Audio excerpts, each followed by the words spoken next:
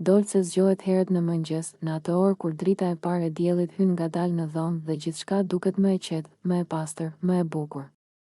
Ajo ngrihet lehtë, me hapa të butë, sikur të mos dojë ta zgjojë ditën para kohe. Trupi i saj lëviz natyrshëm, me një harmoni që nuk mësohet, por lind bashkë me të.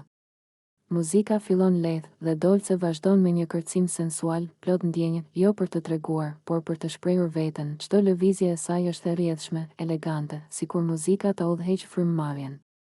Flokët i bien lehtë mbi supe, ndërsa drita e mëngjesit i përkëdhel siluetën.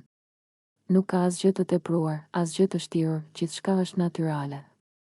E bukur, e vërtetë.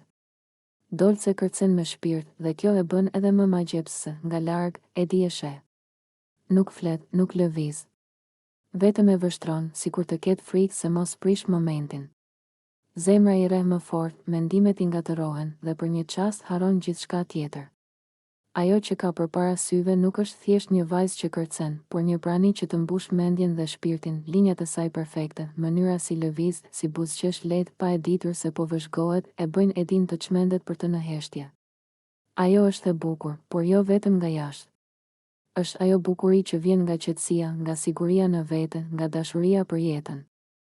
Dolce rrezaton ngrohtësi dhe këtë e ndjen kushdo që e sheh. Për Edin, ajo është më shumë se një pamje e bukur e mëngjesit.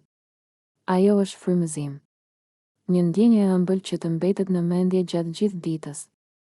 Ai e kupton se nuk është vetëm kërcimi që e magjeps, por mënyra si ajo ekziston, si lëviz në botë, me butësi dhe forcë njëkohësisht. Kur muzika ndalet, Dolce merr frymë thellë dhe buzëqesh, pa e ditur se diku, pak më larg, dikush ka rënë pak më shumë në dashuri me të. Dhe mëngjesi vazhdon, por për Edin, ai moment mbetet i gdhendur si diçka e veçantë, një kujtim i qetë, sensual dhe i bukur, ashtu si vetë Dolce.